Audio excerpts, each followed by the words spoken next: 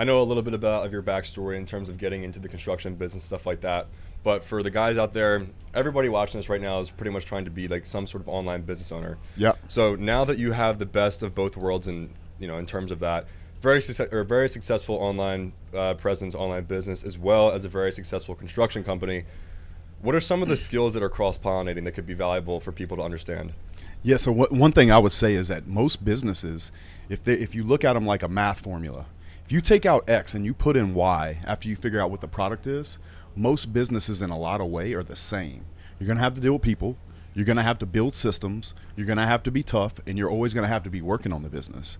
So for me, if I were to go start a new business tomorrow and I didn't know anything about said business, if you understand how a business actually works, if you understand how to actually build a business, then you can be successful in almost anything you do. Of course, you're going to have to acquire competencies for that business and that skill set to build your systems around it. But also, in a lot of times, if you really know what you're doing, you can hire that talent that knows the product even better than you. One thing I'd say even about my metal building company is that I have guys that are substantially better at metal buildings than I will ever be. But they don't know how to build a business. They know how to build a building. And so understanding that as an entrepreneur, regardless of whether it's online or in a brick and mortar space, is very, very important. If you can get 30,000 feet and look down at a business and understand how the pieces go together to make the engine run, to make the formula work, to solve for money, for profit, then I don't think there's many businesses you can't obtain. I think Elon Musk is a great example of that. Do you think Elon knows how to build a spaceship? No, he knows how to build a business. And for that reason, his businesses can build spaceships and cars and Twitter, or X in this case. So very, very good game right there. And I remember I was hearing you talk about something pretty recently, for the most part, just touching on this even more in terms of entrepreneurship is so glamorized nowadays, right? Everybody wants to be the next Iman Gadzhi, whatever business guru maybe that you consume. You touched on the point of saying that maybe it's not the best decision for most people. If you have a certain skill set, if you're going to be a great employee for somebody, you can make just as much as money, if not more, for the guy that's trying to start his own personal brand or run an online business. It's just as profitable and just as valuable as being kind of like the second-hand man for an online business or in any business, honestly. So that's kind of not hypocritical, but interesting of me to say because I am an online business owner myself. But I know plenty of guys as well that are much better as like a second kind of B player than an A player. And they're not forcing themselves to try and become an A player. They humbly know their position, they know their skills, and they know what they're good at. So for you to try and maybe bend out of that, I think is probably more detrimental than good. Now, in terms of you with hiring your employees, I know you have a very stringent kind of hiring process, it sounds like. The interview process, all this stuff. I actually asked your buddy Andrew Tate for a quick clip. What do you look for when hiring any sort of employee these days? So you have to make sure that you understand the personality and the type of person that is going to be in the position. As an entrepreneur or a business owner, your job is really to set people up to be graceful.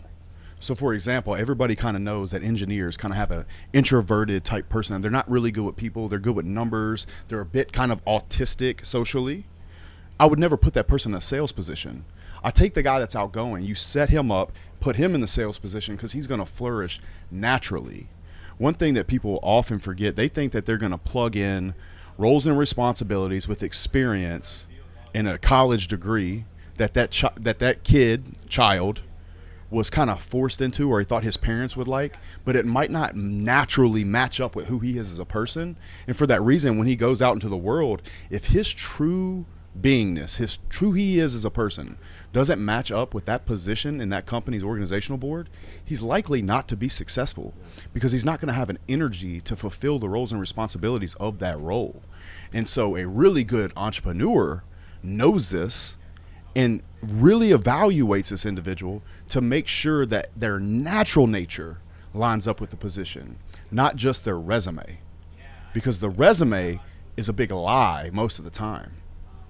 Does the person match to this role? Can they be successful? So we look for intention. We do many, many layers of personality.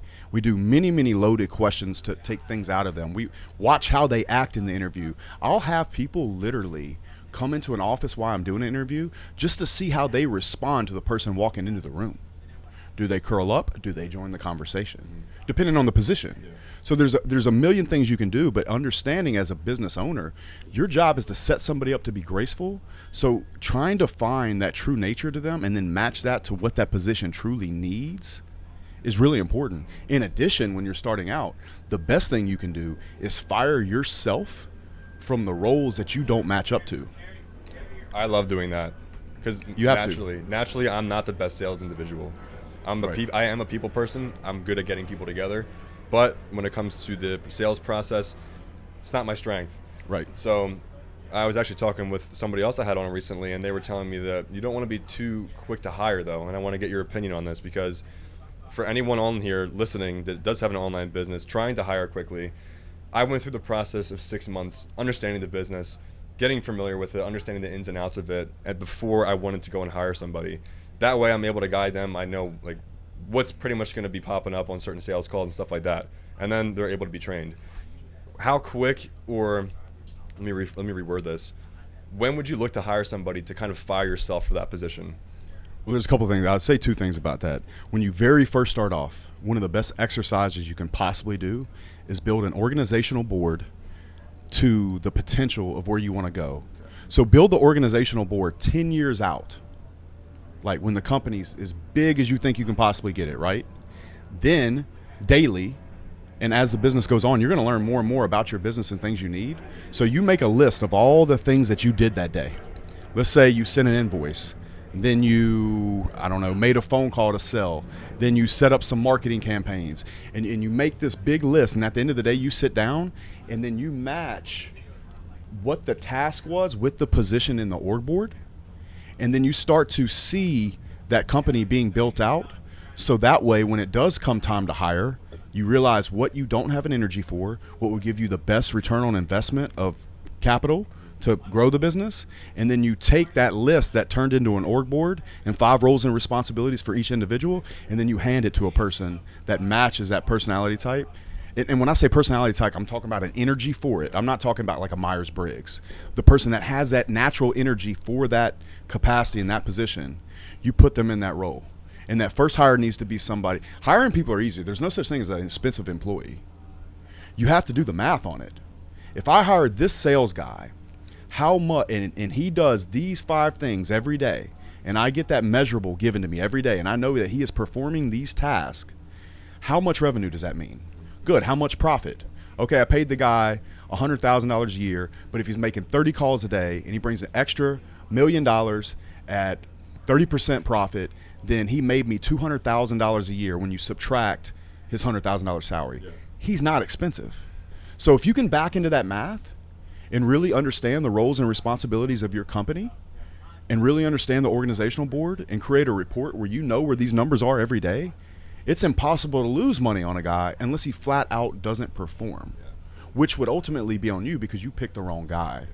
And having that accountability is what's going to save you in your business, because hiring employees that don't work out has to be on you, because if it's not, then it's always, you're giving that power away to other people, you know?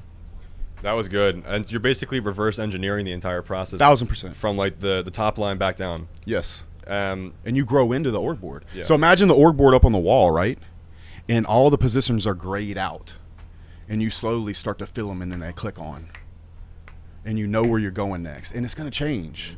That's the thing about a business. It's like you're constantly working on it to refine it and make it better every day. You know, it's never over. I have a business that's 15 years old, makes me millions of dollars a year. I work on that bitch every day. Just a little bit here, a little bit there. Oh, we could change that. That could move. People talk about passive income. Passive income is bullshit. And if it was passive, would you even enjoy it? Would you? No, you wouldn't appreciate it. You wouldn't enjoy it at all. You don't have anything to work on to tinker with. I'll never retire. You'll die. You will die. And so you can either work on it or you can exit it, sell it, you know. But I think people really think that they're gonna, you know, set it all up and it's gonna go away forever. I'll say that business I'm talking about, all I do is get the report and then add a little here and there. I work on that business maybe an hour a week, but I'm still there. I'm still in it, and I have an active operations manager that runs it. It took me over a decade to do that. So it can be done. It can absolutely be done. And reverse engineering it and seeing the whole thing from 30,000 feet is the best way to do it, because you're just looking down on little cogs that you can change. And the smallest adjustment can make a huge change, especially a business that has any size. So that's what I would do.